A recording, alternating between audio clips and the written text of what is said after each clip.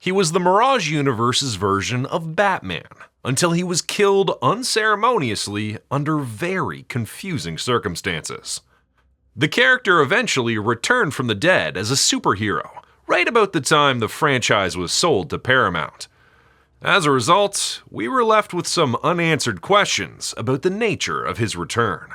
So we asked writer and artist Dan Berger about the direction the story would have taken, so stick around until the end of this video. Join me today as I explore the strange story of the hero known as Nobody. The character known as Nobody was created for the second issue of Tales of the TMNT in 1988. The story was written by Kevin Eastman and Peter Laird, with layouts and pencils by Jim Lawson, inks by Ryan Brown, and letters by Steve Levine. Jim ended up getting involved in all the stories featuring this version of the character. Nobody was introduced without a proper origin story, and throughout the Mirage years, only a few facts about him were known. One was that his last name was longer, and the other one was that he was a police officer by day and an unnamed vigilante by night. In fact, the name Nobody was simply a nickname the Turtles used to talk about him. That first encounter with the Turtles occurred while they were in exile in Northampton. Their new life, while safer, was boring and monotonous.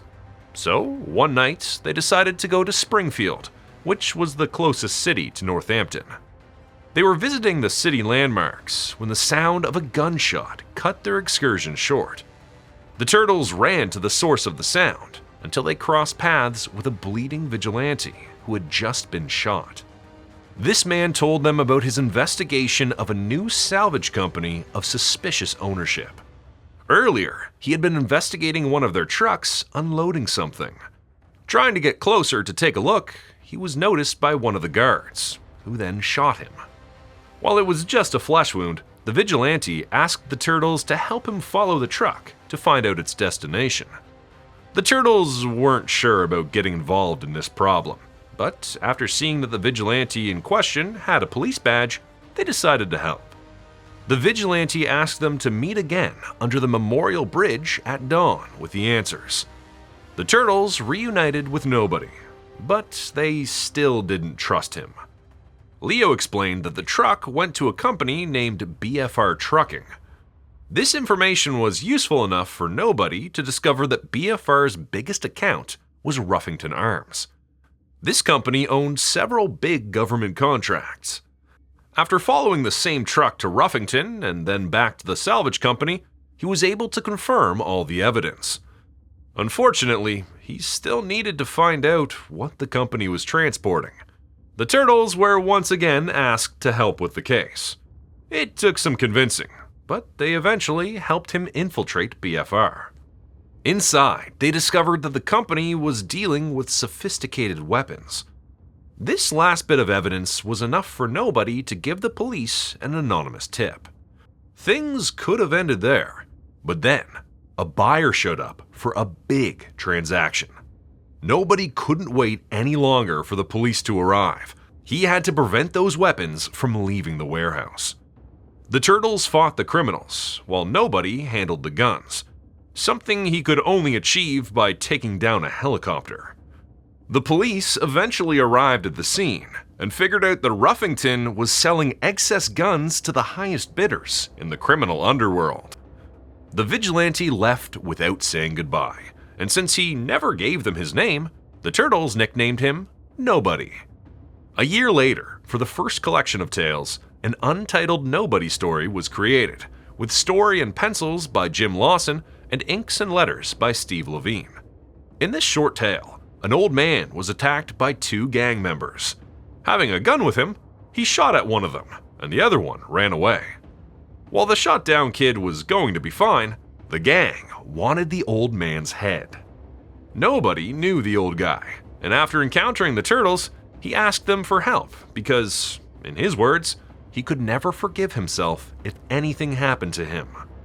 Serving as bait, Raph and Mikey disguised themselves as the old man and his wife, and when the gang members came in to attack them, the Turtles and Nobody took care of them.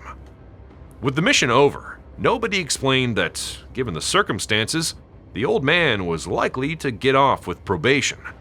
But unfortunately, the whole experience pushed the old man to buy a bigger gun. It was never explained who this old man was to Nobody, but there are some parallels between them, with Nobody becoming a vigilante to do justice by unconventional means. If this story sounds familiar to you, it's because it was adapted in the episode Still Nobody of the 2003 series, albeit with a bunch of modifications. In the cartoon, the gang was the Turks, and Nobody had an undercover informant among them. But the gang leader knew someone was snitching on them, and one night, he started attacking a gang member he thought was the snitch. It was during this attack that the old man stepped into the alley. But instead of shooting him, the old man ran into the street and stopped a police car, which made the thug go away, but not too far. He saw the old man give his testimony to the police, and after learning his full name and address, decided to take his revenge. Nobody asked the Turtles for help, which allowed the scene of the house invasion to be adapted. The episode then continued the story, with the Turtles and Nobody chasing one thug back to their headquarters, where they saved Nobody's informant just in time. Interestingly, in this version, Nobody was able to convince the rest of the gang members to abandon their leader and take the right path. Only the leader was captured and arrested. Sometime later, Casey and the Turtles were doing an exercise in Springfield one night when Casey was ambushed by some thugs, and during the fight, he accidentally killed one of them. Nobody arrived late to the scene, only seeing Casey next to the dead kid. After a long fight, the Turtles intervened for Casey. Nobody couldn't believe what he was hearing. To him, this wasn't self-defense. That was when the Turtles caught him on his double standards. From their point of view, Nobody didn't always use self-defense. For example, the helicopter he once took down to prevent the weapons from hitting the streets. It probably saved lives, though. Given Raphael's argument, Nobody and the Turtles reached a stalemate. Nobody let Casey leave with them, but they all agreed that Casey would answer for whatever he was found guilty of. The dead kid's friends got scared enough that they turned themselves in, and their testimonies cleared Casey's claims. Given this amount of evidence, Nobody had no choice but to agree that he killed the kid in self-defense. But he wasn't happy with this resolution. To him, this was just another sign that the world was becoming more and more violent and unbalanced.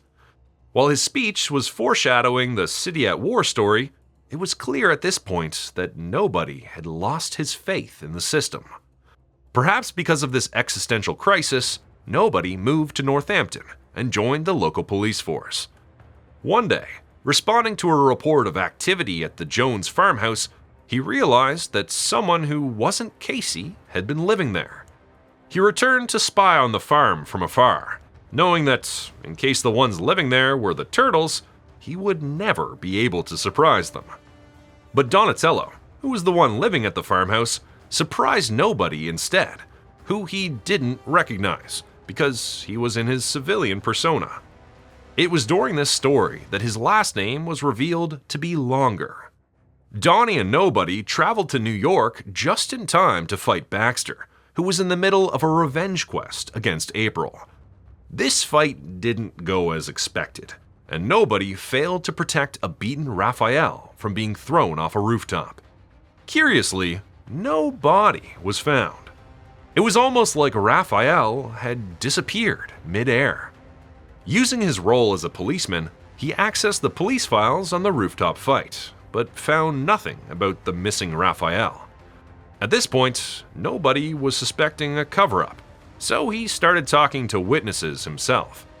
It was only thanks to the mysterious bronze that the Turtles and Casey learned what happened to Raph. He was taken by DARPA, a black ops agency that was a branch of the CIA. Bronze led the Turtles, Casey, and Nobody to storm the DARPA facility in Nevada to rescue Raphael.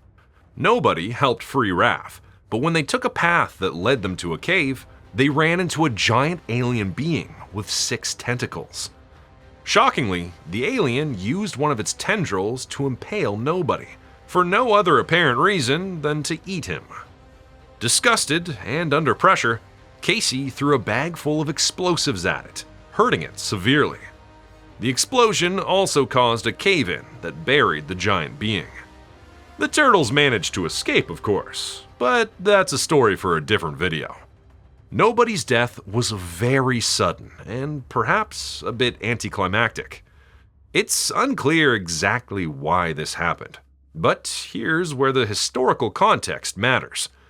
TMNT Volume 2 came out from 1993 to 1995, during some of the worst years for the comic book industry.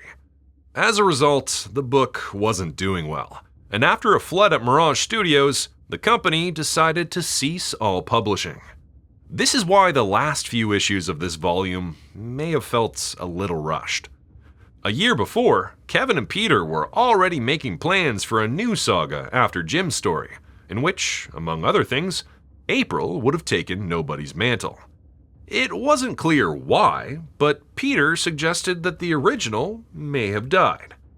This was around the time that many superheroes were having traumatic experiences and passing the mantle to a new, more extreme generation. Unfortunately, because Mirage stopped publishing altogether, Kevin and Peter never got around to telling that particular story, and all that was left was a sketch of April as Nobody. The idea, though, was revived by Peter Laird and used for Volume 4. After finding out that she was the creation of the Kirby Crystal and that she could cease to exist at any moment, April felt like she was literally nobody. Perhaps because of this, she decided to take on the mantle. Of course, she wasn't doing this to fight crime. She was doing it because, among all this uncertainty, she wanted to end her life on her own terms. Her attempt was short-lived. Casey found her fighting crime as Nobody, and after she explained what she went through, she decided to leave the city again on a soul-searching trip. By 2009, the character had appeared in the 2003 cartoon and even had an action figure. But for Mirage staffers, Nobody was a favorite, and Dan Berger decided to pitch a story to bring the character back. In Nobody Does It Better, it was revealed that the giant alien being was a female asteroidian who had been recovering ever since she was buried by the cave-in. But since the story took place during Volume 4, the existence of alien life was no longer a secret on Earth. We would learn that she was a benevolent ambassador of her species, and because of her causes, gained many enemies across the galaxies. One of these enemies landed on the Hudson River, and after the ambassador sensed his presence, she released some sort of projectile to stop him. The timing was very interesting. Casey was drunk, trying to make sense of April's soul-searching trip. He was spending time with Raph, who had recently been bitten by a vampire and, as a result, was turned into Gamma Raph. In his inebriated state, Casey fell off the rooftop, only to be caught by none other than Nobody, who could now fly. Raph recognized him, but unfortunately, Nobody couldn't remember anything from before his death. He was indeed the projectile sent by the ambassador, and he identified himself as the Herald. It didn't take long for the Herald to find out that Casey was the one responsible for hurting the ambassador for so long, so he checked with her telepathically to see if Casey was the enemy he was sent to terminate. But the entity knew that Casey was simply acting in self-defense when he did that, and she identified them as forces of good. Ironically, this was the second time someone had to clear Casey's name in front of Nobody. The Herald explained that the ambassador didn't eat him. She was in a panic because of the impending Triceraton invasion of Earth, so she picked Nobody as her champion. What looked like her eating him was actually her bathing Nobody in her supreme essence, to be endowed with special abilities to defend her from the enemy. As a result of her injuries, she wasn't able to complete Nobody's transformation on time. For many years, she was forced to focus all her efforts on healing herself, keeping him alive in some sort of suspended animation. During that time, DARPA acted as her protector, but it had become very clear that their protection was inadequate. Their chat was interrupted by the attack of the Kaloan who he was sent to stop. Raph helped him defeat the alien, and the crisis was over. A little less drunk, Casey couldn't help but be reminded of his ordeal with April just by looking at the Herald's costume. Trying to please Casey, the Herald changed his suit to all white. After this, he left Earth with the ambassador. It's interesting to think that, while nobody didn't physically die back then, he lost all the memories of his past life, which, for us, means that the nobody we knew was still dead. As I mentioned at the beginning of this video, we asked the writer of this story, Dan Berger, for some behind-the-scenes details on that tale. Anyway, let's go with this issue, which is Nobody Does It Better. So tell me the inspiration behind the issue. So my mom was she loved there's a song by Carly Simon that she did for a James Bond movie, which I think is called Nobody Does It Better, but I don't know. I don't even remember. Anyways, Carly Simon, no, The Spy Who Loves Me. That's what the movie is, right? Yeah. So Carly Simon did this song for The Spy Who Loves Me called Nobody Does It Better. And my mom, we used to go see movies. We went to see that movie together, and she loved that song. So I would hear that song all the time. So, 20 years, whatever it was later, when I'm working at Mirage trying to come up with story ideas, I always thought nobody was a cool character. And I always had that song ringing in my head because of my mom. And I was like, I gotta do a story with nobody and use that song title for the title of the story. Well, the only problem is nobody was dead. So then I had to come up with a way to bring nobody back to life so that I could use that song title as a little tribute to my mom.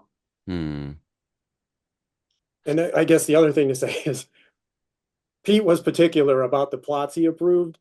So for like every 5 or 6 I submitted, I might get 1 approved. So that's like you're constantly trying to come up with tons of ideas to throw at Pete to see if he likes anything. Now, one thing that comes to mind is when I'm not so much in the cover, because in the cover it looks bluish, but there's a Michael Dooney frontispiece where it's obvious that it's kind of white. Yeah, that's like getting kind of to a Tolkien theme where Gandalf comes back as Gandalf the White. And since nobody was in a pure black costume at the start, when he comes back, he's in the pure white costume because he's a good guy now. But the name The Herald actually makes me think of something like Silver Surfer. Yeah. And we had, to everyone, we emailed very briefly, Facebook message very briefly. And so sadly, I'm aware Silver Surfer is a Herald of Galactus, but I'm unaware of the stories because I've never read the Silver Surfer comics, which is, I should. I even, I've got Marvel Unlimited, so I could read them whenever I wanted to. And I still have not read them, even though they're like some of the most prized comics of that era. Someday I will read them. But yeah, I had no idea that Silver Surfer, anything about him beyond he's a herald. But I love that idea. That's such a cool idea. He's like this unwilling servant, I guess, of this guy that's going around doing horrible stuff. Yeah. So kind of goes into the question of if there was something going on with that alien. Yeah, I mean, it's I always had things burning in the back of my head. So the long-term plan, had Mirage stayed around, is I wanted to, the alien was a prisoner of DARPA. So there was a reason for that. And I initially kind of wanted to set it up as it was kind of nefarious on DARPA's part, that they were doing something messed up, but then as the next story came out or whatever, you'd find out that the alien actually was evil and that nobody was doing bad things, but somehow nobody's brain would take over the programming from the alien, and he would once again fight the alien, defeat the alien, but in that effort would lose all of his superpowers and revert back to the nobody that we knew from the original tales. So that everything that I did would just be gone. So that it was just the story arc and not the history of the character. But it will bring nobody back. Yes, to how he was. That was my plan. I might have even told that to Jim at the time. It's like, oh, I'll make him normal again. Just this one story, he'll be like a superhero. And there you have it. Nobody would have eventually returned because he was a favorite at Mirage. Since he was so popular, he was adapted into the 2003 cartoon, where he was explored a little more than in the comics. It was thanks to that adaptation that writer Tom Walls created the IDW version of the character, which may be the most popular of them all. Officer Longer also appeared in the Saturday Morning Adventures. If this were more than a simple cameo, it would mean that a nobody could also exist in the Fred Wolf universe. The character is also popular enough to get the action figure treatment from NECA, this time in his Mirage colors.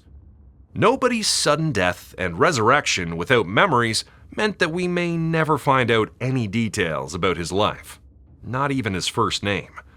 The name Nobody wasn't even his superhero name, which is one small but interesting difference with the 2003 adaptation that I'll have to talk about in a future video. I don't even know if Nobody knew himself very well. The moment he became a vigilante, he already broke the law he was trying to protect during the day, and he seemed to justify all his actions very easily and without much hesitation.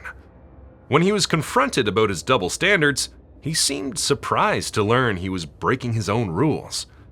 Given what Dan explained about his plans for the character, I'm pretty sure this flaw would have been the key to bring him back to normal. Nobody breaks rules to be more effective, and that would have eventually put him on a path to break the evil aliens' rules as well. What's interesting about the solution Dan found to undo Nobody's death is that the character assumed a completely new identity. This was convenient because, at the time, April could have still returned to take on the Nobody mantle again. What do you think of this version of the character?